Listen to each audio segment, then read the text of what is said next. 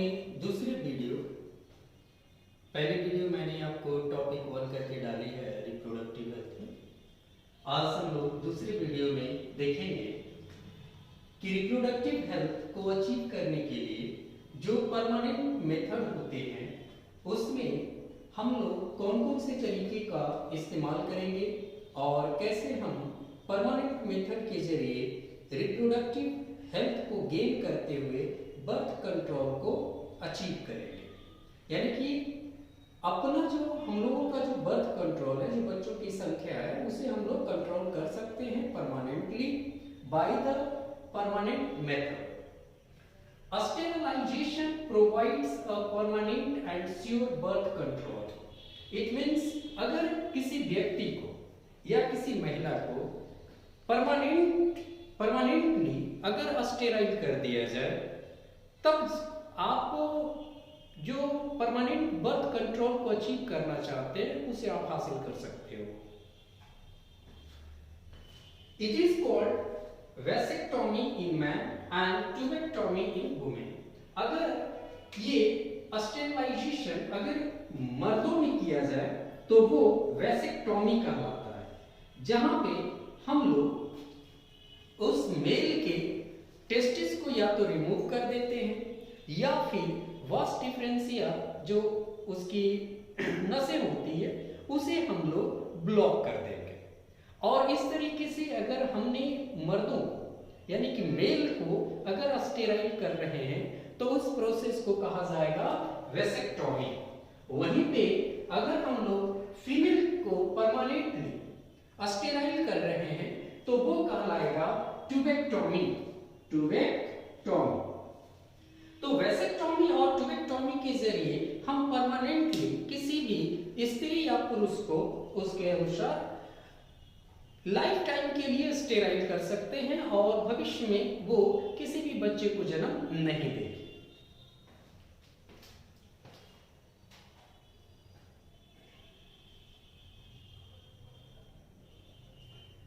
Indication for medical termination of pregnancy. By the way, हमारे किसी तरीके का इस्तेमाल करने के बावजूद भी जो मैंने आपको बताया बैरियर मेथड में, है ना, बर्थ कंट्रोल को करने के लिए अगर इन सारे मेथड का इस्तेमाल किया गया और फिर भी अगर कोई महिला प्रेग्नेंट हो जाती हैं तो फिर मेडिकली उस बच्चे को टर्मिनेट करने का हमारे पास क्या क्या विकल्प बच जाता है और किस अवस्था में हम मेडिकल टर्मिनेशन ऑफ प्रेगनेंसी यानी कि एमपीटी जो है उसे लागू कर सकते हैं। कब इस चीज को हम लोग अप्लाई करेंगे?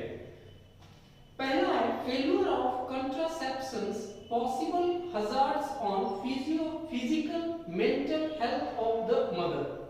मान लिया जाए कि आपने कंट्रासेप्टिव का इस्तेमाल किया और फिर भी गर्भ ठहर जाती है, आपकी जो पार्टनर है वो कंसीव कर जाती है और आपकी पार्टनर के साथ उस गर्भावस्था में किसी तरीके के फिजिकल या मेंटल हेल्थ से रिलेटेड अगर इशू आ जाता है, तब आपको उस बच्चे को टर्मिनेट करने का ऑप्शन है कि आप उस बच्चे को मेडिकल टर्मिनेशन के जरिए हटा सकें।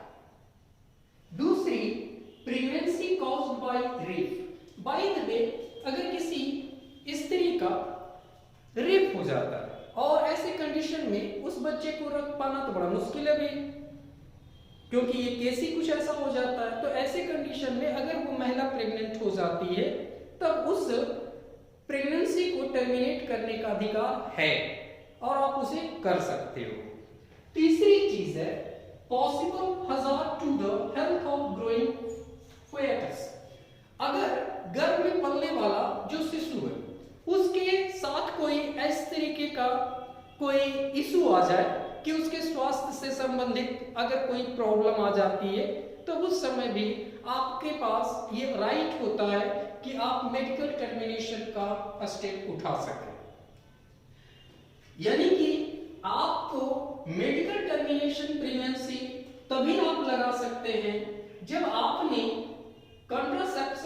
कंट्रासेप्टिव मेजर को लिया और फिर भी कोई महिला प्रेग्नेंट हो जाती है और उस प्रेगनेंसी के कारण उस महिला के फिजिकल और मेंटल हेल्थ पर अगर कोई प्रभाव पड़ने वाला है तो आपके पास ये राइट होता है कि आप उस बच्चे को टर्मिनेट कर दें। दूसरी, अगर किसी कारण से प्रेगनेंसी किसी रेप केस में हो जाए, किसी महिला के साथ बलात्कार हुई और वो प्रेग्नेंट हो गई है, तो ऐसे में उसके पास ये अधिकार रहता है कि वो मेडिकल टर्मिनेशन के प्रोसेस को फॉलो कर सके। और तीसरी, अगर पेट में पलने वाले बच्चे के स्वास्थ्य से संबंधित कोई ऐसी प्रॉब्लम आ जाए जिसे सुधारा नहीं जा सकता है और अगर वो इस दुनिया में आएगा तो बहुत तरीके के प्रॉब्लम उसको फेस करना पड़ेगा, तो ऐसे कंडीशन में भी आपके पास ये अपॉर्चुनिटी होती है कि आप उस बच्चे को टर्मिनेट कर सके मेडिकल टर्मिनेशन प्रोसेस लगा के। Medical termination of pregnancy is legal permitted up to 20 weeks of gestation, यानी कि गर्भधारण के 20 हफ्ते तक ये लीगल आपके पास राइट होता है कि आप ऐसे बच्चों को जो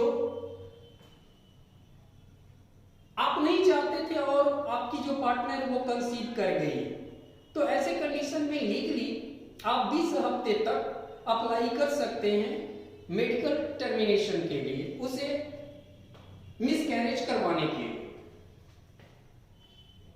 different method for termination of pregnancy are, आखिर हमारे पास कौन कौन से मेडिकल टर्मिनेशन करने के लिए उपाय है, किन हम मेथड का इस्तेमाल करके मेडिकल टर्मिनेशन कर सकते हैं। तो पहली है एन अबॉर्शन बाय पिल्स। आप कुछ ऐसी दवा ले सकते हैं जिसके जरिए वो गर्भपात हो जाए और वो बच्चा जो है वो मिसकैरेज हो जाए, है ना, तो उसको हम लोग कहेंगे एन अबॉर्शन बाय पिल्स। इस समय this is for pregnancy up to 9 week, पर ये भी याद रखना है कि आपको दवा से जो मेडिकल टर्मिनेशन आप बच्चे का कर रहे हैं वो आप 9 हफ्ते तक ही कर सकते हैं, यानी कि अगर 9 हफ्ते से कम का बच्चा है तो आप मेडिकल टर्मिनेशन प्रोसेस को अप्लाई कर सकते हैं। अगर इससे ज्यादा का बच्चा है तो इस प्रोसेस को अप्लाई नहीं किया जाएगा। बाय टेकिंग 2 ड्रग्स, आप इस प्रोसेस को कर सकते हो 2 तरीके की दवा लेकर, एक है माइफेप्रिस्टोन और दूसरा है प्रोस्टाग्लैंडिन्स। इन दोनों दवाओं का इस्तेमाल करके आप 9 वीक से जो कम के गर्भधारण है उसे आप समाप्त कर सकते हैं। दूसरा, a surgical termination can be performed up to 3 weeks. आप सर्जिकल टर्मिनेशन भी कर सकते हैं जहां पे आप सर्जरी के जरिए अबॉर्शन करके उस बच्चे को टर्मिनेट कर सकते हैं। यानी कि मेडिकल टर्मिनेशन हम 2 तरीके से कर सकते हैं। एक हमारे पास आती है ऑप्शन अबॉर्शन पिल लेकर और दूसरा होता है सर्जिकल टर्मिनेशन करके। नेक्स्ट टॉपिक हमारी आती है इनफर्टिलिटी का, बांझ। जब एक ऐसी अवस्था जब कोई कपल जो है बच्चे पैदा करने में असमर्थ होते हैं तो इस अवस्था को कहा जाता है infertility. The reason for infertility are physical, congenital diseases, drugs, immunological और physiological प्रॉब्लम हो सकते हैं। यानी कि कोई बांझ किसी को बच्चा इसलिए नहीं हो रहा है कि हो सकता है भी उसको कोई शारीरिक प्रॉब्लम हो सकता है कि जन्म से संबंधित कोई प्रॉब्लम हो, उसे कोई रोग बीमारी लगा हो, किसी दवा के कारण ऐसी हो गई हो, या फिर हार्मोनल चेंजेस के कारण ऐसी समस्या आ रही है, या फिर साइकोलॉजिकल प्रॉब्लम भी हो सकता है उस व्यक्ति को। ये सारे ऐसे प्रॉब्लम्स हैं जो किसी व्यक्ति को इनफर्टाइल बना देते हैं, किसी कपल्स को इनफर्टाइल बना देते हैं, उन्हें बाल बच्चा नहीं हो पाता है। तो ऐसे केसेस को सुधारने के लिए हम लोग असिस्टेड रिप्रोडक्टिव टेक्नोलॉजी का इस्तेमाल करते हैं, यानी कि जो नॉर्मली जो कंसीव नहीं कर रहे हैं उन्हें किसी तरीके से हम लोग असिस्ट करके जोर देके कंसीव करवा लेते हैं। आखिर जोर देने कहने का मतलब होता है कि कुछ ऐसे टेक्निक्स का हम लोग इस्तेमाल करेंगे जो नॉर्मली तो वो कंसीव नहीं कर रही हैं, परंतु इन टेक्निक का इस्तेमाल करने से वो कंसीव कर जाएंगी। उसमें सबसे पहला हम लोग का आता है IVF. It is done outside the body in almost similar condition as that in the body. IVF के जरिए हम लोग एक ऐसे कंडीशन का फॉर्मेशन करेंगे, निर्माण करते हैं जो उसी तरीके से होता है जैसे माँ के पेट का होता है। जैसे माँ के पेट के अंदर सारे सिचुएशंस होते हैं, कंडीशंस होते हैं और बच्चा कंसीव करता है, उसी तरीके का एक सिचुएशंस कंडीशन हम लोग बाहर में क्रिएट करेंगे और वहां पर हम अपने स्पर्म और ओवा को फर्टिलाइज करके उस प्रोसेस को परफॉर्म करवाएंगे। It is followed by embryo transfer. इसको आप एम्ब्रियो ट्रांसफर के जरिए भी कर सकते हैं। सपोज कीजिए कि अगर जाइगोट और एम्ब्रियो के फॉर्म में अगर आप ट्रांसफर कर रहे हैं फैलोपियन ट्यूब, यानी किसी महिला के फैलोपियन ट्यूब में एम्ब्रियो या फिर जाइगोट के रूप में अगर उस जाइगोट को ट्रांसफर कर दिया जाए तो उसे उस केस में कहा जाता है जिफ्ट, ZIFT। इसका फुल फॉर्म हो गया जाइगोट इंट्राफैलोपियन ट्रांसफर, यानी कि जाइगोट या फिर एम्ब्रियो के रूप में किसी महिला के फैलोपियन ट्यूब में उसे डाल दिया जाता है और जो नेचुरली जिस तरीके से हमारे बच्चे पलते बढ़ते हैं पेट के अंदर माँ के, उस तरीके से वो पले बढ़ेंगे और 9 महीने के बाद वो बच्चा आपको उसी तरीके से प्राप्त हो जाएगा जैसे नेचुरली मिलता है। दूसरा है कि जाइगोट और एम्ब्रियो से थोड़ा बड़ा, इट मींस 8 या 10 सेल के जब वो हो जाते हैं तब उसे ट्रांसफर कर दिया जाता है यूट्रस में।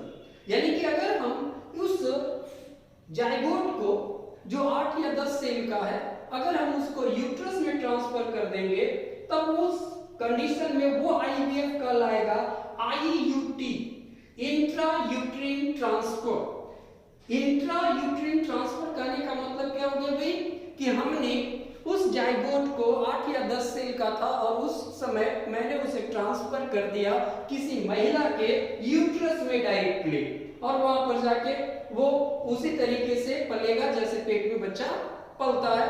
और जिस तरीके का गैस्ट्रेशन पीरियड होते हैं 9 महीने का, उसके बाद वो नॉर्मली डिलीवरी से वो बच्चा बाहर आ जाएगा। कभी कभी हम लोग ओवम को ही ट्रांसफर कर देते हैं फैलोपियन ट्यूब में। जरा गौर कीजिएगा, यहाँ पर हमने जाइगोट को बोला फैलोपियन ट्यूब में और यहाँ पे मैं कह रहा हूँ ओवम को ट्रांसफर करना।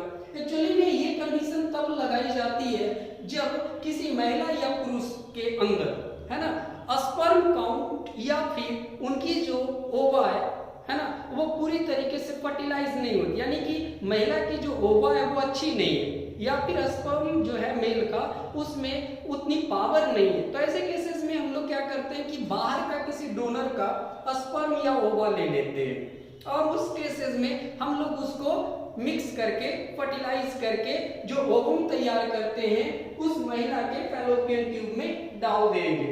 तो ऐसे कंडीशन में वो आईवीएफ कहलाता है गिफ्ट, जिसको हम लोग कहते हैं गैमेट इंट्राफैलोपियन ट्रांसफर। तो इन सारे तरीकों का इस्तेमाल करके हम इनफर्टिलिटी से पार पा सकते हैं। अगर कोई महिला इनफर्टिलिटी को गेन कर लिए और फिर वो बच्चा चाहती है तो we have a option to go with the IVF with the different mode. अलग अलग तरीके से हम आईवीएफ को परफॉर्म करेंगे और जैसा वो हमारा तरीका होगा उसी तरीके से वो नाम हो जाएगा। फिर बात आती है एमनियोसेंटेसिस की। आप बार बार सुनते होंगे कि भ्रूण की परीक्षण हो जाती है, यानी कि बच्चा जो पेट में आपका पल रहा है उसके बारे में पहले से जानकारी हो जाती है कि लड़का है लड़की है, क्या स्वास्थ्य है, कैसा है, ऑल दिस थिंग है ना, उसे किसी तरीके का प्रॉब्लम तो नहीं होता। तो आखिर ये सारी जानकारियां कैसे ले ली जाती है? जब बच्चा माँ के पेट में पल रहा होगा उस समय तो आप उसे देख भी नहीं पाते हैं। तो ये सारी जानकारियां एमनियोसेंटेसिस के जरिए आप गेन कर लेते हैं। कहता है कि एक ऐसी टेक्निक है जिसके जरिए जो डेवलपिंग बेबी है उसके सेक्स को आप रिकॉग्नाइज कर लेते हो, उसे पहचान लेते हो। इसीलिए आप यहाँ पर उसके सेक्स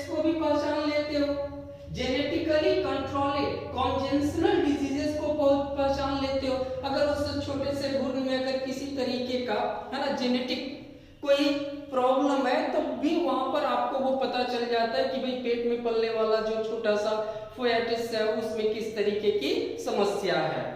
और आप उस छोटे से बच्चे के मेटाबॉलिक डिसऑर्डर को भी फाइंड आउट कर सकते हो कि अगर वो छोटा सा जो बच्चा आपके पेट में पल रहा है उसमें किसी तरीके का मेटाबॉलिक फंक्शन से रिलेटेड कोई प्रॉब्लम तो नहीं है।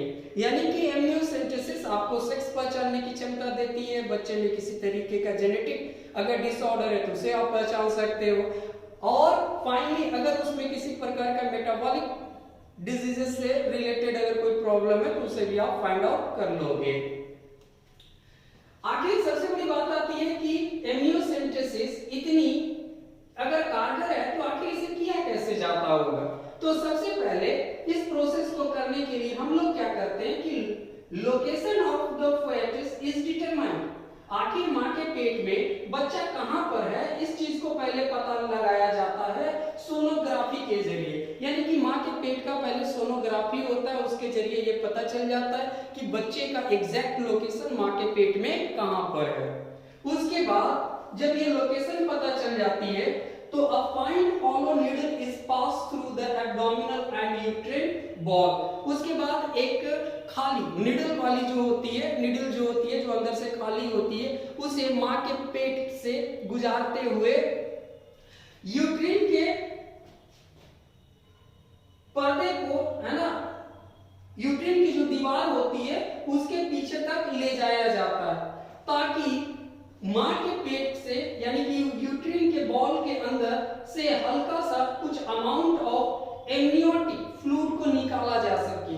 और इसी एमनियोटिक फ्लूइड की जब जांच की जाती है तो एमनियोसेंटेसिस में आपको ये जानकारी मिल जाती है कि बच्चे का डेवलपमेंट किस प्रकार से हो रहा है, उसे किसी प्रकार का कॉन्जेनिटल डिजीजेस तो नहीं है, किसी प्रकार का मेटाबॉलिक डिजीजेस तो नहीं है। पर कहते हैं ना कि हर चीज की अच्छाई होती है तो बुराई भी होती है। ये आया था बच्चे के स्वास्थ्य के बारे में आपको जानकारी देने के लिए ये टेक्निक। पर फाइनली हमारे देश में क्या हुए, लोग इसका गलत इस्तेमाल करने लगे। आज के डेट में सिर्फ ये परीक्षण होता है कि सेक्स का हम लोग परीक्षण करने लगते हैं कि भाई माँ के पेट में जो बच्चा पल रहा है वो बेटा है कि बेटी है। अगर ये आप काम कर रहे हैं एमनियोसेंटेसिस के जरिए तो ये पूरी तरीके से इलीगल है, ऐसा चीज नहीं करनी चाहिए। अब हम लोग की जो लास्ट टॉपिक आती है वो है टेस्ट ट्यूब बेबी। कहता है the technique of in vitro fertilisation and in vitro development followed by embryo transfer in the uterus of a normal female. यानी कि एक नॉर्मल फीमेल के यूट्रस में, है ना, एक फर्टिलाइज्ड फोएटिस को डाल देना, है ना, ताकि वो नॉर्मल फीमेल भी, है ना, उसी तरीके से बच्चे को जन्म दे सके जैसे दूसरी महिलाएं देती। यानी कि बच्चे का जो फर्टिलाइजेशन है उसे बाहर करना। अब बाहर में एक बार कर लेने के बाद मां के पेट में उसे डाल देना। आप उसको अलग अलग जगहों पे डाल सकते हैं, फैलोपियन ट्यूब पे डाल सकते हो, है ना, यूट्रस में डायरेक्ट इम्प्लांट कर सकते हो। तो ये जो प्रोसेस होता है उसी प्रोसेस को हम लोग कहते हैं, इस प्रोसेस के जरिए जो बेबी हम लोग पैदा कर रहे हैं उसी को हम लोग कहते हैं टेस्ट ट्यूब बेबी। सबसे पहला जो टेस्ट ट्यूब बेबी बनाने का जो अटेम्प्ट लिया गया था वो डॉक्टर पेट्रूसी के द्वारा लिया गया था, परंतु अनफॉर्चुनेटली ये जो टेस्ट ट्यूब जो एक्सपेरिमेंट थी वो 29 दिनों में ही खराब हो गई। यानी कि 29 दिनों के बाद ये जो बच्चा था जो मां के पेट में पलने वाला था वो इन्फेक्शन के कारण खत्म हो जाता है। तो ये एक्सपेरिमेंट पूरी तरीके से तो नहीं कर सकते क्योंकि तरीका तो पता ही चल चुका था, है ना, पर ये सक्सेस नहीं हो पाए। उसके बाद पहला दफा टेस्ट ट्यूब बेबी को जन्म दिलवा दिया गया। यानी कि उस एक्सपेरिमेंट के जरिए फाइनली एक बेबी का जन्म हुआ है जिसको हम लोग कहते हैं लेस्ली एंड गिलबर्ट ब्राउन। ये परफॉर्म किया गया था 1978 25 जुलाई को। और इस एक्सपेरिमेंट में जो डॉक्टर पार्टिसिपेट किए थे जिन्होंने इस एक्सपेरिमेंट को कारगर बनाया उनका नाम था पैट्रिक अस्ट्रेक्टोई और डॉक्टर रॉबर्ट एडवर्ड। इन दोनों ने टेस्ट ट्यूब बेबी को सही तरीके से परफॉर्म किया और फाइनली एक टेस्ट ट्यूब बेबी का जन्म होता है। भारत की अगर बात करें तो भारत में इस एक्सपेरिमेंट के जरिए पहली दफा है ना बच्ची को जन्म दिया गया था 1978 में। ये कोलकाता की घटना है जहां पर एक बेबी का जन्म होता है कनुप्रिया अग्रवाल का। जिस कनुप्रिया अग्रवाल का जो जन्म हुआ वो टेस्ट ट्यूब के जरिए हुआ था। भारत में पहली बार हुआ था, कलकत्ता में हुआ था। और इस एक्सपेरिमेंट को परफॉर्म करने वाले थे डॉक्टर सुभाष मुखर्जी। तो डॉक्टर सुभाष मुखर्जी ने पहली दफा टेस्ट ट्यूब के जरिए फाइनली भारत में एक ऐसी बच्ची को जन्म देते हैं जो पूरी तरीके से स्वस्थ रहती है, जिसका नाम है कनुप्रिया अग्रवाल। अब मुझे लगता है कि आपको ये चैप्टर अच्छे तरीके से मेमोराइज हो जाएगा। अगर नहीं होता है तो 2-3 बार आप वीडियो को देख लीजिए, आपको मेमोराइज हो जाएगा। और जब आप बोर्ड के एग्जाम को जब आप फेस करेंगे तो मुझे लगता है कि आपको बहुत ज्यादा इस वीडियो से बेनिफिट मिलेगा। चलिए, शुक्रिया, थैंक यू।